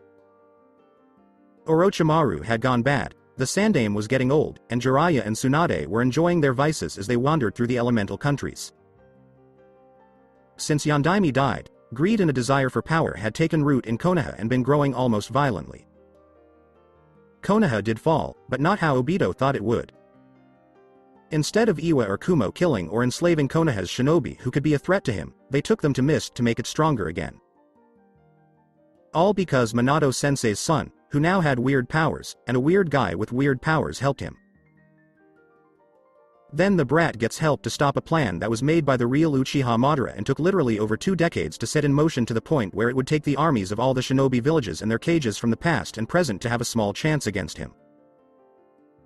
Before the grand plan could be revealed in a dramatic climax that would have led to the eternal Tsukuyomi appearing, that damned Uzumaki brat got his group involved and took over the plan. Obito wanted them to feel hopeless in their last moments of free will because he knew they wouldn't be able to stop him and they would have to obey him in a world he made. Not the Hokage of the Yondaime. Not the Hokage of the Sandaime. It's not a Mizukage. It's not a Tsuchikage. Or, for that matter, any other cage. The whole world would bow down to Uchiha Obito, who is the real shinobi god and will rule forever with his goddess Rin by his side. Even now, you're thinking like a selfish idiot, Naruto said as he stepped out of the shadows and gave Obito a hard look with his Rinnegan eyes. Obito asked Naruto, how did you get in? Not even Minato Sensei could have gotten into AIM without going through a whole village full of shinobi on high alert. Naruto laughed at him. Neither the Force nor the Rinnegan were under my father's control. Kurama also helped by giving me the chakra I needed to stay active all this time, Naruto said calmly, while Obito was furious. So the fox has a name. I don't know who was stupid enough to give the beast a name or if the others have names as well, but none of the Biju deserve to have names. Their purpose is to obey when given a command. To heal when told to. They are made to serve their rightful masters, and in this case it's just me, said Obito, while Naruto's eyes narrowed. If you must know, the Sage of Six Paths himself gave each Biju a name. Surely you're not calling the father of all chakra and shinobi a fool, are you? This is the same man whose own children helped form the Senju, Uchiha, and Uzumaki clans, Naruto said, making Obito's eyes narrow. Obito said, sometimes fathers make mistakes, and Naruto's lightsabers came to life. Yes. Yours did because he didn't kill you in your sleep when you were a baby. Would have done the world a favor by just ending your life. Probably would have done that if he knew how whiny and weak you are. Oh no. Rin. My poor Rin.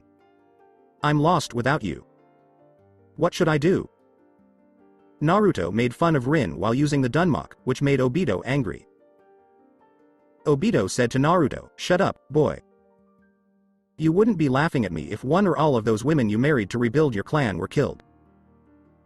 Naruto was thinking about what Obito said. Maybe. But I wouldn't be whining about it like a 5-year-old who just lost his toy. You don't even see Rin as a person. You see her as an object. A trophy to be won and shown off to everyone. Maybe that's why she turned you down when you asked her out on dates. Maybe she saw the ugliness inside of you, Naruto said. Obito snarled in anger and started making hand signs. Obito yelled, we'll see who has ugly inside them, as he fired a fire jutsu at Naruto. The boy deflected it with the force, but didn't move. He seemed to be waiting for the Uchiha to do something. The jutsu got in the way. He will sneak up from behind and hit me with his spacetime technique if I don't dodge, block, or counter. Naruto thought calmly as he felt Obito behind him and dove under the huge fan-like sword the Uchiha was holding. It was a poor copy of his father's Hiraishin no Jutsu. As Naruto kicked up, he saw his kick go through Obito, who was fading out of the dimension, and saw the Uchiha grin at him. Naruto didn't want to be taken lightly or as a fool, so he used the force to grab Obito from the dimension where his body was hiding, brought him back, and then threw the surprised fool into a cave wall. Obito asked Naruto, who was grinning, how did you do that? Even the Rinnegan can't stop me from phasing out of this dimension.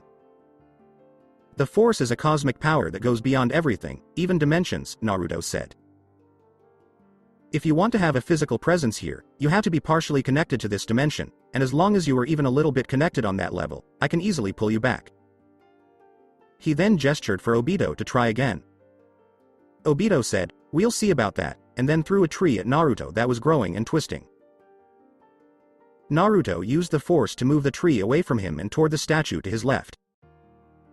I've seen it, and you've already lost, Naruto said after the statue was hit and the strange creature seemed to moan in pain. No, said Obito when he saw that Geto Mizu's heart had been pierced. Your vessel for all 9 Biju is useless now. Or rather, it will be soon after I use this fire jutsu Kurama taught me on the way over here. It's called, Fox Fire Style, Flames of Inari Jutsu. Naruto said as he went through the hand signs and stopped on the one for fox before shooting white flames out of his mouth in the shape of a white celestial fox. The fire went through the whole twisted tree where Naruto pointed it, which was now moving toward the statue. Obito could do nothing but watch in horror as Geto Mizu went up in white flames. The statue itself was now howling in pain because it had been burned up, and what was left of the 6-tailed Biju was running away to one day rebuild itself into a powerful, huge beast. Die. Obito yelled as he charged forward with the fan-shaped sword. His mind was completely messed up because he had lost all hope of bringing back his beloved Rin. He had also lost the chance to remake the world and rule it with Rin by his side. You go first. Shinra Tensai. Naruto said as he used the Rinnegan to push Obito away and saw the Uchiha fly backward and land quickly on his feet. Why? Why did you have to take away my chance to be with Rin? You're just like that Teme Kakashi. He got everything handed to him: fame, glory, and Rin's love. You're just like him. Yelled Obito as he swung his blade at Naruto, who dodged or blocked the blade with his lightsaber, finding that it was made of some kind of metal that was resistant to lightsabers. That, and it was also coating itself with Obito's chakra. First of all, don't compare me to that hypocrite Hitaki Kakashi. If anything, you and Kakashi are more alike in your stupidity.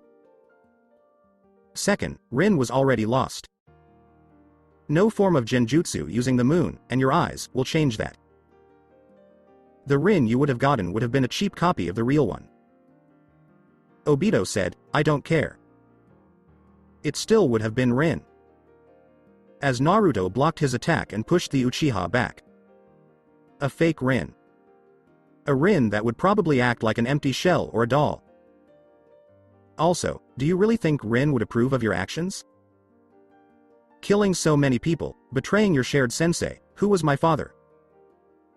Trying to bring about this sick plan to rule the world with a fake copy of her by your side? She would hate you for that, Naruto said. Obito let out a war cry as something in his mind seemed to finally break, and rational thought left him. It was what Naruto had been waiting for, and he got it with a burst of force speed that made his speed even faster than it already was. No matter how advanced or powerful Obito's Sharingan was at following movement, it couldn't catch it. Obito found this out the hard way when he realized his hands were no longer attached to his arms. The Uchiha was still holding the sword tightly by the hilt with both hands, and he was looking back at Naruto. He saw Naruto looking back, his Rinnegan eyes never leaving, but he could tell by the look on the kid's face that the fight was over and that the Uzumaki had landed the killing blow. Obito Uchiha didn't know or feel that Naruto had just killed him because he never knew or felt the blow. Obito said, "You think losing my hands will stop me? I can easily use pieces of the Zetsu clones that are still around to make new ones." Naruto shook his head. "No. You won't." "This is the end," Naruto said as he turned off his lightsaber and saw the Uchiha's shocked face. Obito asked, "What? What are you talking about?" Before he felt his head fall off in his body soon after. "It's done," Naruto said to himself in a whisper.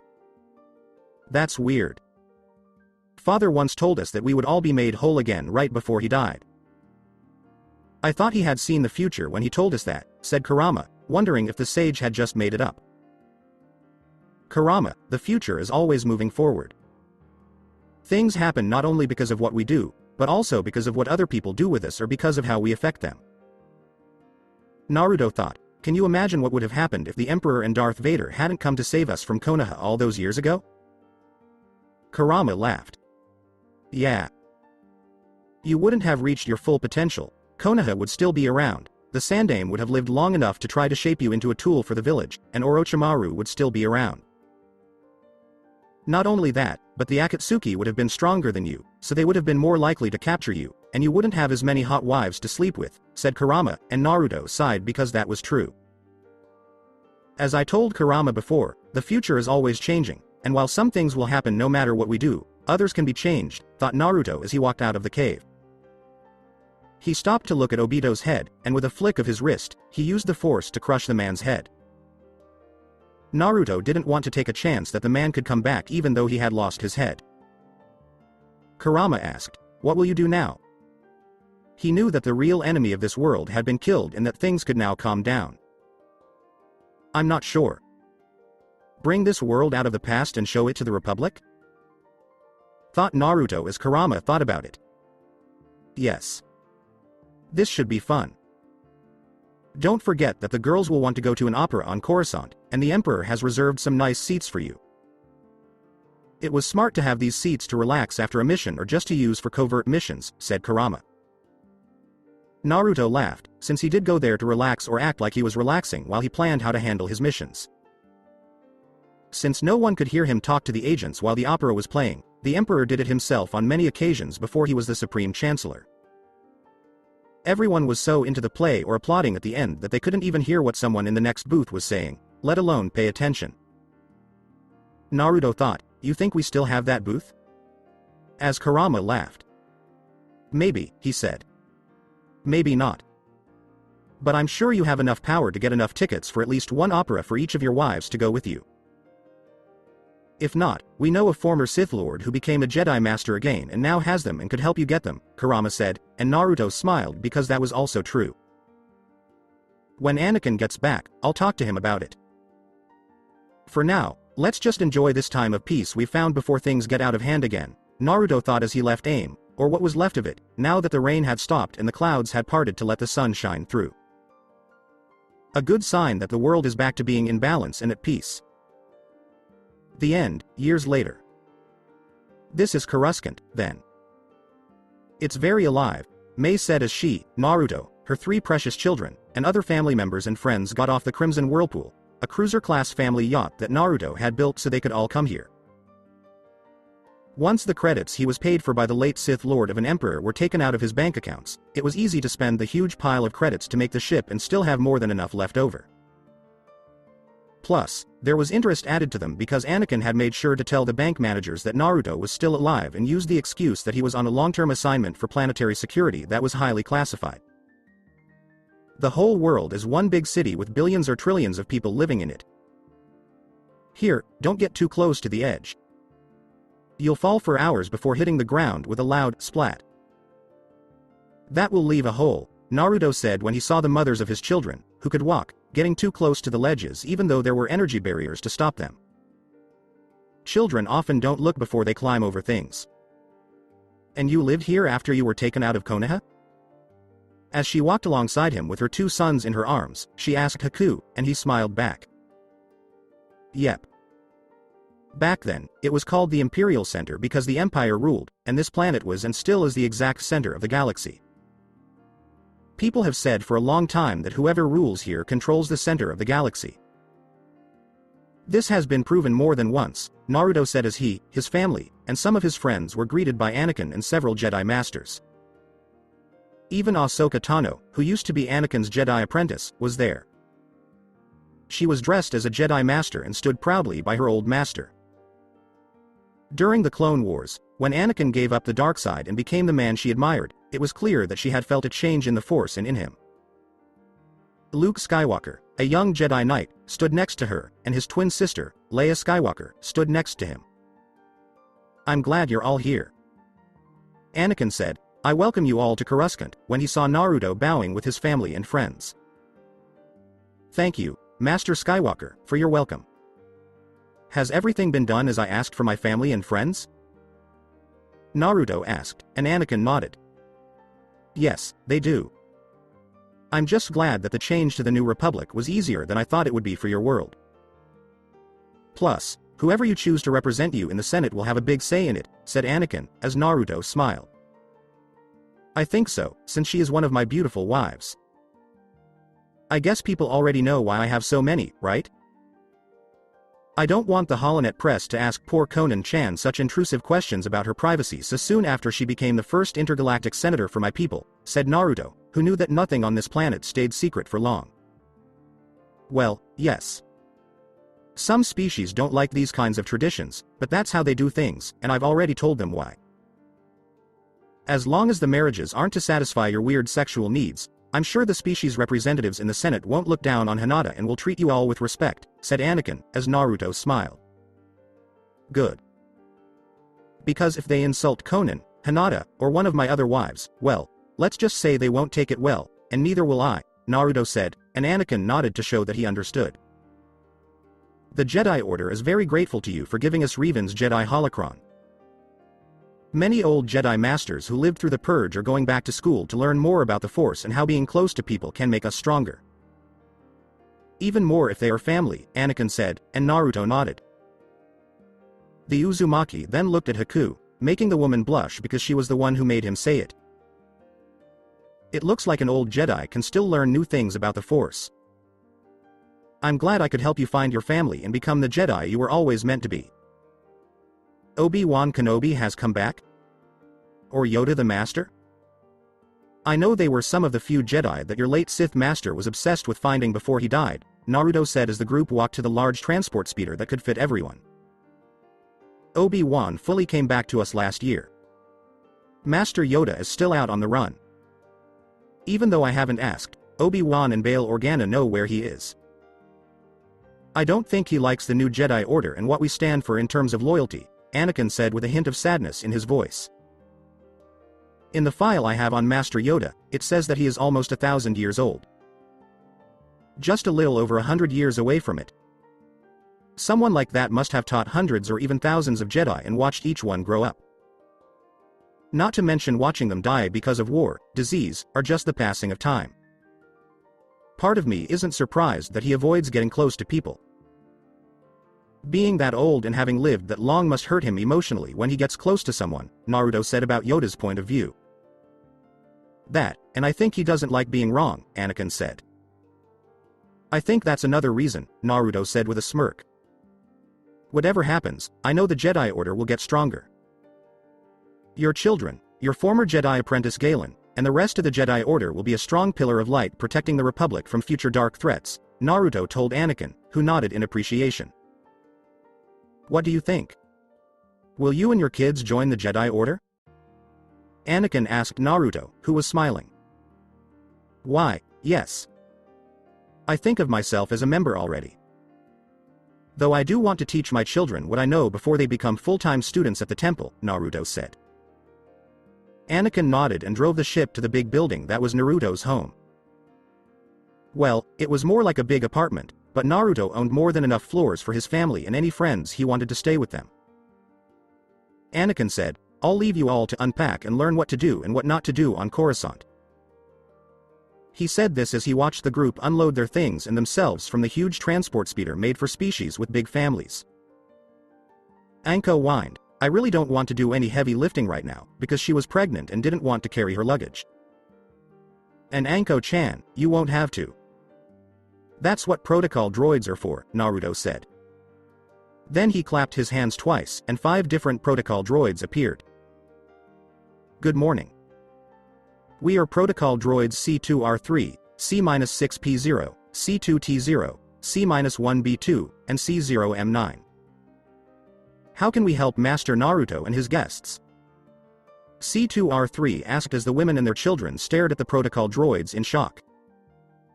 These are some of my friends and family from my home planet. You 5 need to make sure they are treated with the same level of respect you would give me. Do you get it? Naruto, while the protocol droids nodded in agreement. All 5 protocol droids said, yes, Master Uzumaki, at the same time. Good. Now I'll show you where to put their bags and get the rooms ready for their stay, Naruto told the droids as he motioned for them to do what he said, and they did it right away. Anko asked, have I ever told Naruto-kun how much I love him?